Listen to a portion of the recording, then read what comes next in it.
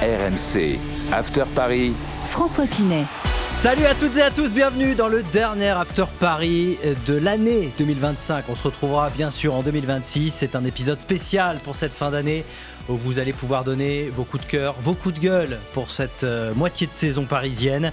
N'hésitez pas à les laisser en commentaire dans cet épisode. Vous savez, vous pouvez nous retrouver en podcast sur l'appli RMC, sur YouTube et sur Afterfoot Télé sur toutes les télés connectées. Avec aujourd'hui, il est à ma droite cette fois, c'est Jimmy Brown. Salut Jimmy. Salut François et bonjour à tous les vainqueurs de Coupe Intercontinentale. Les premiers. Bonjour à jamais les premiers. Exactement. Julien Taxis est là, salut Julien. Salut François, bonjour à tous ceux qui ont remporté 6 trophées cette année. Le 7ème ça aurait été historique, mais 6 c'est déjà pas mal. C'est déjà pas mal, hein. Arthur Perrault était là, il a vu ça de ses yeux, il était tout près de la pelouse. On s'est régalé, oh là là, c'est incroyable. Nous déjà vibré toute la soirée. Salut messieurs. C'est Arthur Perrault qui a préparé la serviette de Safonov. Ah oui. Eh oui. Ah oui, je l'ai pas préparé mais je l'ai bien vu. Je l'ai bien vu. Ouais, c'est lui qui donnait les tubes. Très belle astuce la serviette avec dedans les fiches et tout. Bah, pourquoi ils n'ont pas les fiches directement? Ça c'est quand même bizarre de faire cette technique de la serviette. Bah, je pense qu'il y a des petites indications dessus que. Vraiment c'est la bouteille d'eau. Oui. Ça a souvent été la bouteille d'eau. C'est démodé. Tu vois mieux au final. Les serviettes c'est mieux, c'est plus clair. Tout le monde ne rentre pas sur la bouteille d'eau. Tout le monde ne rentre pas sur la bouteille d'eau. Faudrait un pack d'eau, mais une bouteille d'eau c'est compliqué. Bon, c'était bien. En tout cas, tu étais à Doha pour donc cette victoire, on l'a dit, de la Coupe Intercontinentale. Première fois qu'un club français remporte cette coupe grâce à Safonov. Et forcément, je vous invite à lire les petits articles que l'on publie sur mcsport.fr pour parler de ce duel à venir en 2026. Ça sera un des duels sans doute à suivre entre Chevalier et Safonov. Un duel à distance, Arthur. Ça a déjà commencé même. Hein. Ouais. Oui, ça va faire la transition 2025-2026. Bon, on parlera peut-être de Chevalier dans vos coups de gueule, coups de cœur aujourd'hui. La deuxième partie d'ailleurs, on accueillera un jeune supporter du PSG, Aaron, qui sera avec nous pour nous donner tous ses coups de gueule et coups de cœur également. À la mi-saison du PSG, on fait un point bien sûr. Le PSG est deuxième de Ligue 1, 11 victoires, 3 nuls, 2 défaites. Des défaites contre Marseille et Monaco. Troisième place en phase de groupe de Ligue des Champions. 5 victoires, 1 défaite contre le Bayern, mais ça reste quand même la meilleure attaque de Ligue des Champions avec 19 buts. Et puis vainqueur, on l'a dit, de la Coupe Intercontinentale et de la Super Coupe d'Europe, c'était contre Tottenham. Comment vous jugez, avant de passer à vos coups de cœur, ce début de saison parisien? Écoute, si tu juges les résultats bruts que tu viens de donner là, il n'y a rien à dire. C'est même très très bien. C'est limite inespéré au regard des blessures, de tout ce qu'a pu subir le PSG sur cette première partie de saison. On va revenir, je pense, dans le podcast encore sur la Coupe du Monde des clubs et ses conséquences sur les conditions physiques des uns et des autres. Si tu parles des résultats, il n'y a rien à dire. Maintenant, si tu vas un peu plus en profondeur et que tu regardes les matchs dans le détail, à commencer par celui de cette semaine là, en Coupe Intercontinentale, tu te rends bien compte on n'a pas retrouvé encore le PSG de la saison dernière. On espère le revoir en deuxième partie de saison avec le retour de joueurs importants. Doué vient juste de revenir, Dembélé aussi. Ouais, forcément, ils vont changer le visage de l'équipe. Mais si on parle de résultats, pour moi, c'est top. Si on parle de contenu, peut beaucoup mieux faire, je pense. Julien. Dans le contenu, effectivement, on a vu des bribes par moment de ce que l'on avait vu au printemps dernier, mais moi, je trouve qu'on pouvait difficilement faire mieux au vu de tout ce qui s'est passé, des blessures, et je trouve, et on en parlera tout à l'heure, que la gestion, encore une fois de plus, de l'effectif, des ressources avec toutes ces blessures, a été on ne peut plus parfaite, avec notamment l'émergence des jeunes. J'aurais quelques petits bémols sur un élément, sur la gestion de l'effectif, mais franchement, gestion de l'effectif, elle était déjà parfaite au printemps, je l'ai trouvée encore une fois de plus très intelligente. Bon, tu as raison, on va revenir sur les blessures, notamment avec toi Arthur, dans quelques instants dans la deuxième partie, mais d'abord, globalement, comment tu juges cette demi-saison parisienne? Un adjectif satisfaisant. Je pense que ça rejoint ce qu'ont dit Jimmy et Julien à l'instant. Il y a eu des blessures, il a fallu gérer ça, il a fallu être performant, réussir à bricoler en championnat, même si c'est très serré pour l'instant. Le parcours en Ligue des Champions est lui plutôt rassurant, donc satisfaisant. C'est surtout en fait, mais le parcours en Ligue des Champions, quand tu regardes le calendrier et les adversaires qu'a affronté le PSG.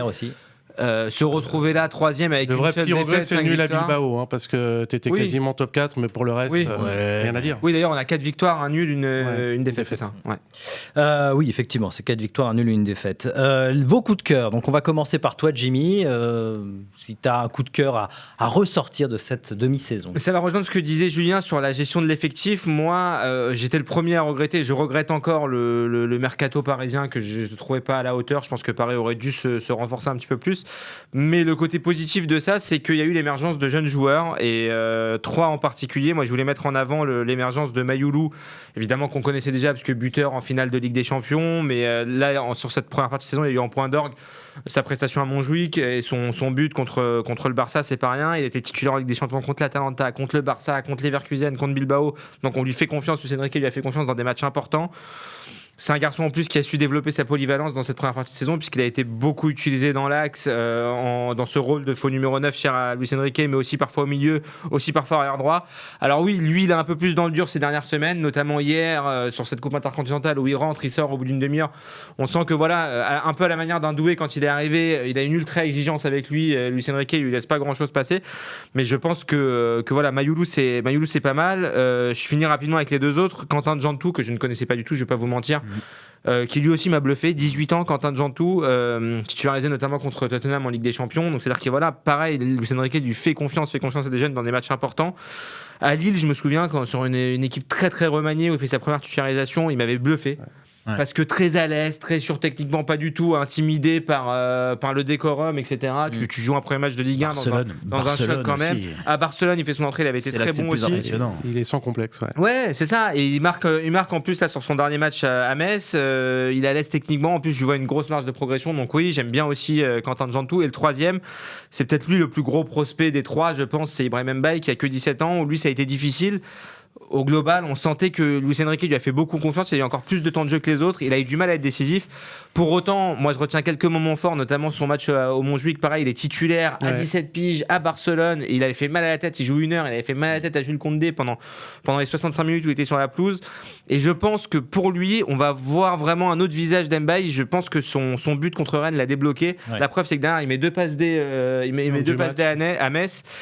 Et il fait son meilleur match en d'ailleurs, il est homme du match. En plus, il a eu sa convocation avec l'équipe du Sénégal. Donc, je sais pas, je pense qu'il a grandi d'un coup, Mbaye, et que sur la deuxième partie de saison, on peut avoir un autre Ibrahim Mbaye. Et je pense que lui va être à suivre sur les prochaines années. Arthur, toi, tu les suis quotidiennement pour RMC. Sur le global, je suis d'accord avec Jimmy sur cette dynamique des jeunes. Après, sur le cas par cas, au vu du contexte, et je prends souvent un peu trop le contexte en compte, Mayoulou, je suis un peu inquiet parce que je pense qu'il a vécu un tournant de sa saison hier soir.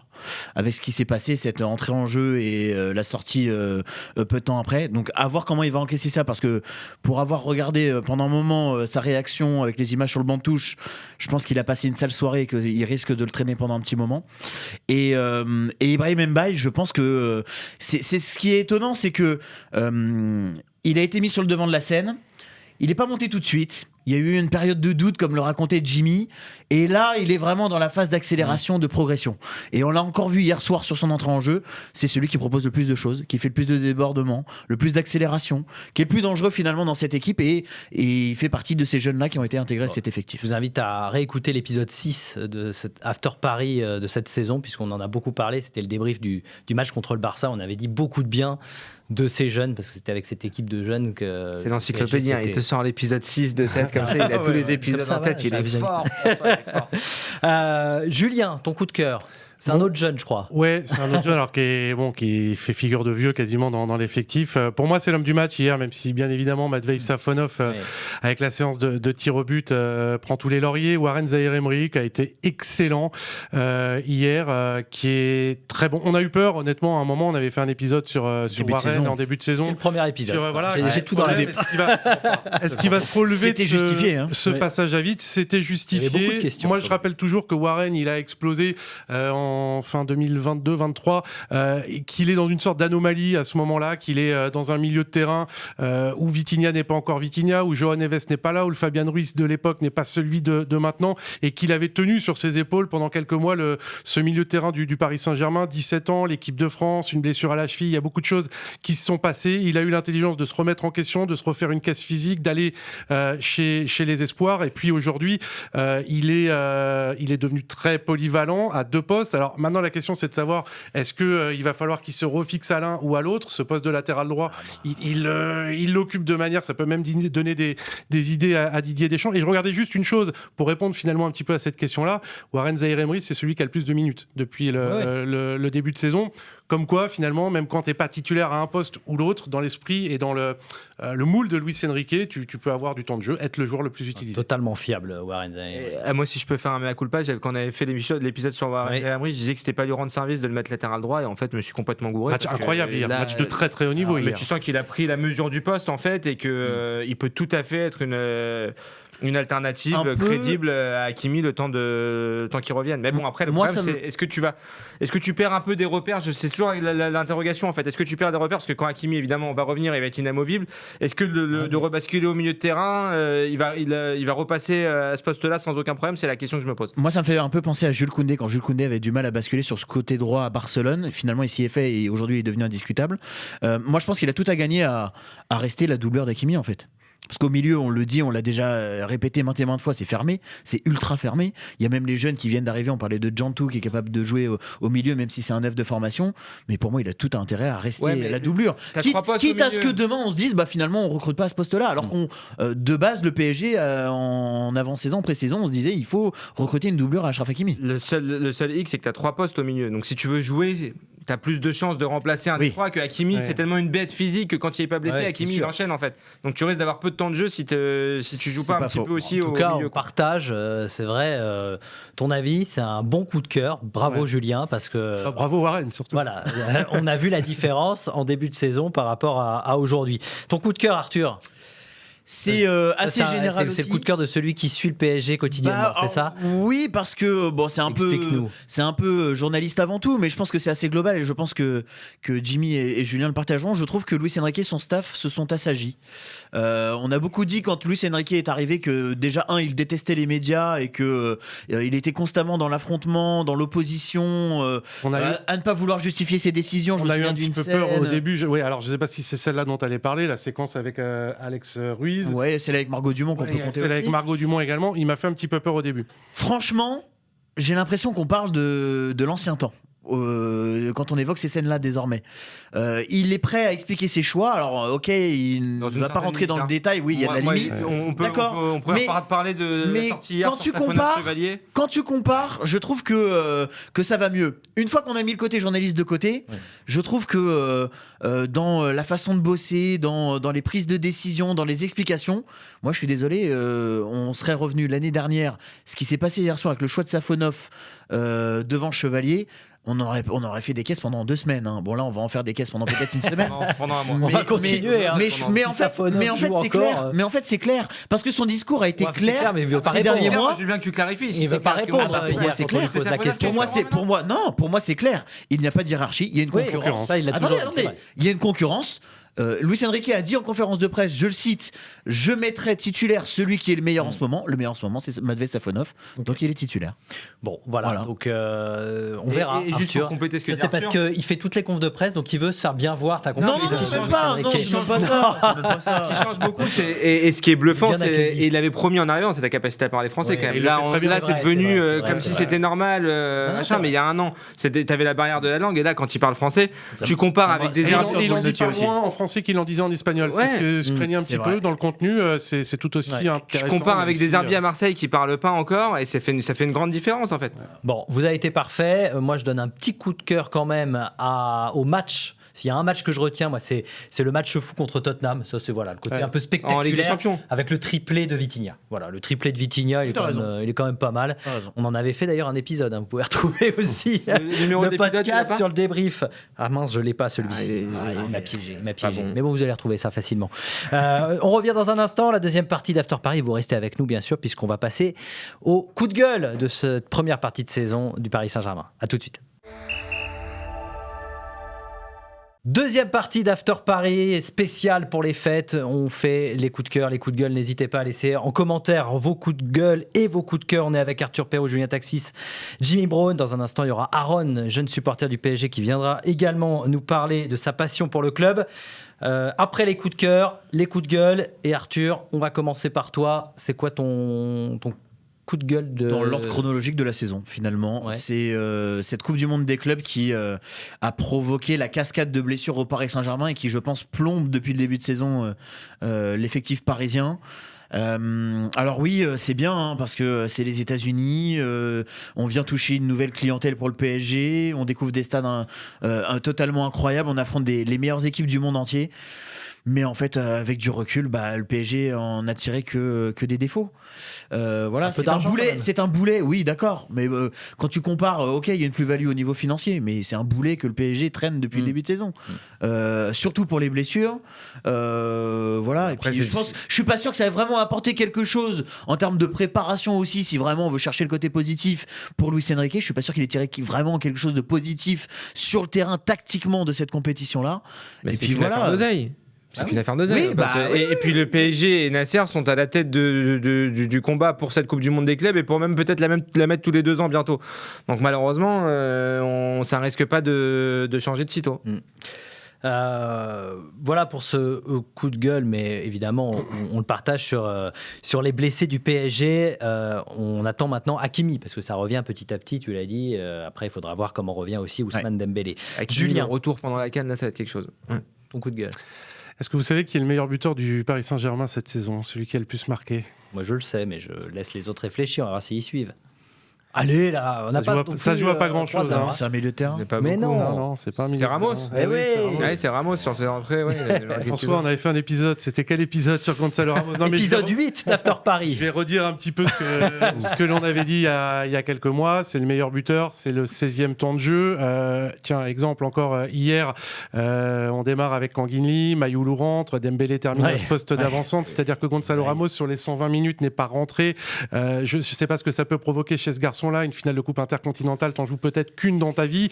Après, vous allez me dire que oui, Gonzalo Ramos doit être meilleur lorsqu'il est titulaire. Il n'avait pas été bon il y a quelques semaines face au Havre. Il a marqué à Metz. Je regardais les stats en Ligue 1. Il n'a pas été titularisé une fois en Ligue des Champions, ça on le sait. C'est 8 titularisations, 8 entrées en jeu. Moi, je trouve que c'est trop peu parce qu'à un moment, on va commencer à penser que même dans les petits matchs, Gonzalo Ramos ne peut pas servir ou ne sert plus au Paris Saint-Germain. Sauf que voilà, c'est le meilleur buteur qu'il a encore marqué dans des moments clé cette saison face à Nice, face à Tottenham, et qu'à un moment on doit pas s'interdire de penser que ce garçon-là peut progresser, même si c'est peut-être l'un des seuls de l'effectif qui n'a pas cette polyvalence, qui est pas modelable et modulable comme les autres. Il n'a que 24 ans et je sens pas autant de soutien, de support je sais que c'est difficile de tirer aujourd'hui sur Luis Enrique et sa gestion de l'effectif, mais je sens pas et finalement les faits le confirment, autant d'entourage qu'il peut y avoir avec un Barcola, un Désiré Doué. Arthur. Il y a quand même un sacré enjeu pour lui, c'est qu'il doit se montrer avant la Coupe du Monde avec son pays. Parce que son pays est performant, on l'a vu sur les derniers matchs. Il y sera de toute façon. Oui, il y sera. Mais dans quel rôle? Mais dans quel rôle en fait? Et est-ce qu'il va accepter d'avoir le même rôle qu'il a aujourd'hui au Paris Saint-Germain en sélection? S'il y a Cristiano Ronaldo devant, oui, priori, il accepte. Ça va être comme ça. Oui, mais sauf que moi je pense qu'il a tout à gagner à avoir plus de minutes et à quitter le PSG. Et donc pour moi à quitter Paris. C'est possible cet hiver? Je sais pas si c'est possible. Luis Enrique rappelle quand même à quel point il est important. Alors, il ne montre pas forcément parce qu'il faut rappeler. Il n'y a pas d'amour, il y a que des preuves d'amour. Il va pas dire qu'il s'est Moi j'ai peur qu'on le perde en fait un terme. Et je parle pas de mercato, qu'il lâche un petit peu. Après, moi je l'ai vu contre Metz. Certes, il marque, Ouais. mais il doit en marquer plus que ça. Ouais. Il doit marquer 2-3 buts sur le match contre Metz. Et il y a puis, encore des scories techniques malheureusement qui le pénalisent sans doute. Et sur le sujet du mercato, faut pas oublier qu'il a coûté 80 millions d'euros, je crois, Exactement. Gonzalo Ramos. Donc Ouais. pour le sortir, va falloir quand même se lever tôt, je pense. Ouais. Ton coup de gueule, Jimmy. Écoute, moi je suis un peu de l'ancienne école, donc Qu'est-ce qu'il va nous dire? La défaite à l'OM, je l'ai pas digérée. Toujours pas. Non, s'il y a un point noir sur la Mais t'as première la partie coupe de saison. intercontinentale. Oui, mais je sais pas. Moi, j'aime pas perdre j'aime pas quand le PSG contre Marseille. Alors qu'on avait gagné le Ballon d'Or ce soir-là. Ouais, mais. Mais je suis complètement d'accord. Moi, le Ballon d'Or, j'en avais rien à faire ce Je soir. n'avais rien à faire. Moi, j'étais devant le match et j'étais en colère parce que c'est depuis que Luis Enrique est arrivé au PSG, je pense que c'est un des plus mauvais matchs du PSG sous Luis Enrique, ce match-là. T'as le droit de perdre en fait, mais c'est plus dans l'attitude. Il y avait beaucoup d'absents aussi, on le rappelle. Oui, mais comme toute la Il y avait un première drôle de saison, contexte avec le match reporté, le Ballon d'Or le Évidemment. soir même. Évidemment qu'il y avait plein de circonstances atténuantes, mais je sais pas, dans l'attitude, je trouve que en plus déjà dans l'attitude sur un match de championnat ou sur n'importe quel match, tu dois montrer autre chose, et encore plus quand tu sais ce que représente la rivalité avec l'Olympique de Marseille. J'ai trouvé qu'ils s'étaient passés complètement à côté, qu'ils avaient été complètement inoffensifs dans les duels, etc. Marseille avait plus envie, et c'est plus ça qui m'a ennuyé plus que de le perdre, c'est que tu avais l'impression que tu avais une équipe qui avait plus faim que toi, et sur un match aussi important que celui-là, ça m'a ennuyé. Je me souviens qu'on avait un peu débriefé des prestations individuelles derrière. Ouais. T'avais Vitinha qui avait à peu près surnagé sur ce match, mais sinon c'était un. Tu vas passer de mauvaises fêtes à cause de ça, quand même. Pas possible. Non, pas jusque là. On a passé l'intro à dire que c'était plus que satisfaisant ce qu'on avait vu. C'est difficile de trouver des coups de gueule sur cette première partie de saison. Pour moi, il en fait partie parce que voilà, Marseille, et d'ailleurs. Transition est bonne parce qu'on a une occasion de se rattraper très bientôt parce que le premier match de l'année 2026 ce sera le trophée des champions. Non, pas le premier match. Oui, c'est le d'abord un derby. Le 8 janvier, deux gros matchs. Au Koweït, c'est derby. Tu y seras, bien sûr, parce que voilà, il continue à faire lui. des miles, bien sûr, c'est incroyable. Il sera au Koweït pour le trophée des champions PSG Marseille. Donc là, t'as deux matchs importants pour commencer l'année. T'as le derby parce que le derby, ça reste un match important, et ensuite t'auras le premier trophée de 2026 à aller chercher et une belle occasion de prendre la revanche sur l'OM. Bon, on va remercier Arthur parce que tu vas laisser ta place dans quelques instants à Aaron. Et bravo pour son année. Bon voyage. Tu pars pas là pendant les fêtes, tu restes un petit peu quand même. J'ai tellement voyagé que je reste avec la famille. Tu vas pas passer Noël dans l'avion quand même. C'est sympa les repas dans l'avion. Trop d'avions, tue l'avion. On peut féliciter Arthur. Merci en tout cas. Il a une part quand même sur cette année historique. Il a suivi le PSG au quotidien pendant. Il va continuer à le faire et tu reviendras dans After Paris. Bravo Arthur. Promis. Merci messieurs. Bonne fête à toi. Merci à vous aussi. Dans un instant, on retrouve Aaron. Juste une précision, mon coup de gueule à moi, c'est quand même un problème d'efficacité récurrent pour moi de Bradley Barcola, vous ne l'avez pas cité. C'est un problème qu'il va falloir régler, je pense, en 2026. 20 matchs, 16 titularisations, 5 buts, 3 passes D pour Barcola. Aucun but en 6 matchs de Ligue des Champions. Très visible, voilà, ce problème d'efficacité, parce qu'il avait quand même marqué 21 buts la saison dernière. Voilà, il y a un blocage, notamment lors des grands matchs de Barcola. On aurait pu parler, et Aaron va peut-être nous en parler, de Lucas Chevalier. On aurait pu parler de Bradley Barcola. Oui, l'efficacité, c'est un problème récurrent. Maintenant, moi, je trouve qu'il a retrouvé. Alors, le penalty d'hier, c'est symbolique aussi. Voilà. Oui, non, mais hier, oui, ça va pas dans son sens. Et moi, je trouve qu'il a retrouvé des jambes quand même, parce qu'il y a quelques semaines, fatigue, hein, bien sûr. Il y a quelques semaines, c'était vraiment pas bon, même dans le contenu. Je trouve qu'il a retrouvé des jambes, et je reste quand même persuadé que c'est un joueur spécial, Bradley Barcola, donc je m'en fais pas plus que ça. On fera quand même. Je suis d'accord avec Julien, mais juste sur un épisode sur Barcola. Il y avait eu un penalty, je crois que c'était contre l'Atalanta, son tir au but hier. À un moment donné, il va falloir qu'il fasse beaucoup mieux aussi. C'est une espèce de nonchalance au moment où. Je pense que c'est dans la tête. Je suis pas sûr que ça soit technique. Je sais pas, mais dans la manière dont il y va, quand tu peux donner la victoire à ton équipe sur un match aussi important qu'hier, t'as un trophée à aller chercher, la manière dont il le tire, on est limite scandale quand même. Bon, on reparlera de Barcola, notamment l'année prochaine. Aaron est avec nous, c'est notre guest particulier pour cette fin d'année. Salut Aaron. Bonjour à tous. Salut Aaron. Merci d'être avec nous, 14 ans. 14 ans. C'est ça, avec le maillot du PSG, pour ceux qui sont sur YouTube. C'est le maillot de ton joueur préféré? C'est qui? C'est le maillot de qui? De Ousmane Dembélé. Ousmane Dembélé, bon choix quand même. Aaron, supporter du PSG depuis tout petit? Depuis tout petit, ouais, depuis la naissance. Ah, donc c'est la première fois que tu passes. C'est biberonné au PSG. Super, magnifique. Bien sûr. Alors tu vas faire le même jeu que nous en fait. Tu vas nous donner ton coup de cœur et ton coup de gueule de cette année. C'est quoi ton coup de cœur par exemple? Moi, mon coup de cœur, je vais partir plutôt sur un Warren Zaïre-Emery. Ah, donc c'est Julien qui pour rejoindre choisi Julien. Car il a retrouvé le niveau qu'il avait durant la saison 2023-2024, notamment le match référence contre Dortmund qui avait permis au Paris Saint-Germain d'être qualifié avec son but qu'il avait marqué. La saison dernière, il était presque inexistant. Ouais. Et là, grâce à la blessure d'Hakimi, il a pu retrouver du temps de jeu. Luis Enrique, il l'a rendu polyvalent en mettant à la place au poste de défenseur droit. Ouais, et il retrouve énormément de confiance. Et je trouve qu'il apporte beaucoup au Paris Saint-Germain. Bah super, en plus c'est un joueur du club. Hein, donc, c'est un mec qui aura le brassard un jour. Enfin qu'il l'a d'ailleurs de temps en temps. Oui, bien sûr. On est tous d'accord avec toi. Il faut souhaiter qu'il arrive à s'installer dans cette équipe. Et alors qu'est-ce que tu as moins aimé?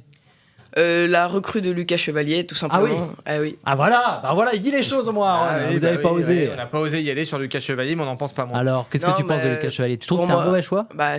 Pour l'instant, il n'a pas montré ce qu'il avait à montrer, parce que jeter quand même Gianluigi Donnarumma, le meilleur gardien de l'année dernière, le transférer à Manchester City pour recruter Lucas Chevalier, qui avait fait une très très bonne saison à Lille, notamment contre le Real Madrid ou l'Atlético Madrid, qui avait permis au LOSC de faire la saison qu'ils ont fait en Ligue des Champions.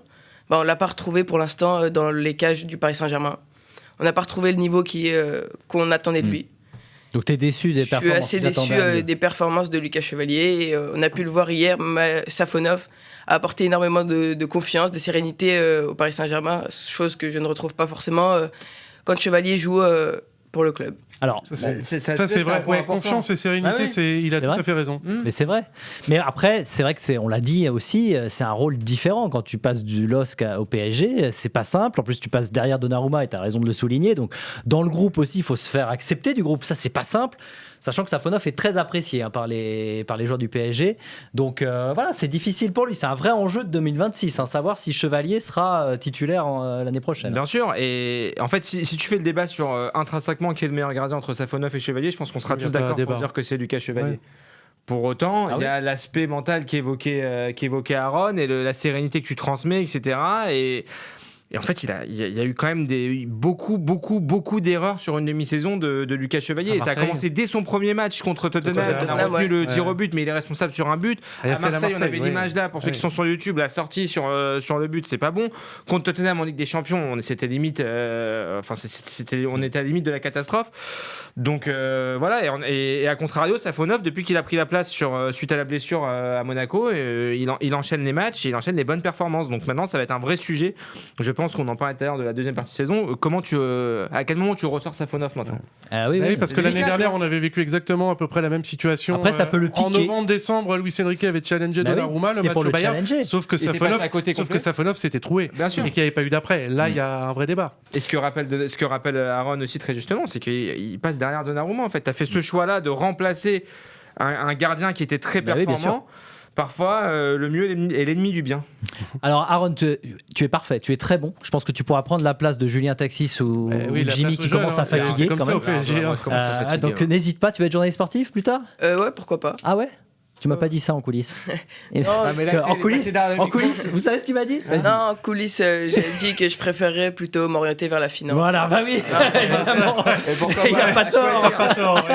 Si tu veux faire des déplacements, c'est là où tu as plus de chances. Si tu veux faire des déplacements, suivre ton club sans bosser. Tu veux remplir un peu le compte en banque aussi, c'est pas mal la finance. Je pense que tu es bien conseillé. En tout cas, je sais pas si c'est Jimmy qui te conseille là-dessus. Surtout n'y va pas. Ne viens pas faire journaliste. Aaron, t'es parfait. Donc tu reviens quand tu veux. Donc voilà. Merci beaucoup d'avoir joué le jeu, d'être passé dans After Paris. J'espère que ça t'a plu. Merci à vous, ça m'a énormément plu. Merci. Et bravo, il a fait une super semaine de stage en plus. Voilà, parce qu'il est dans les locaux depuis une semaine. Évidemment. D'RMC. Voilà. On invitera régulièrement des supporters du PSG. N'hésitez pas à faire acte de candidature comme Aaron là, pour venir nous voir, pour passer sur YouTube, on l'a dit, sur After Foot Télé. Et dans le podcast d'RMC, on va vous souhaiter de bonnes fêtes. Bonne fête, Julien. Bonne fête à tous. Bonne fête à Arthur. Et salut Arthur. Et voilà, le Père Noël arrive bientôt. Et dans sa hotte, il y aura de nouveaux numéros d'After Paris. Et une deuxième Ligue des Champions. À partir de 2026. Oui, on en reparlera en début d'année prochaine. Ça sera les vœux de Jimmy Brown à ne pas rater en début d'année 2026. On revient pour évidemment suivre les pas du Paris Saint-Germain. Vous l'avez compris, à très bientôt. Salut. Ciao. RMC After Paris.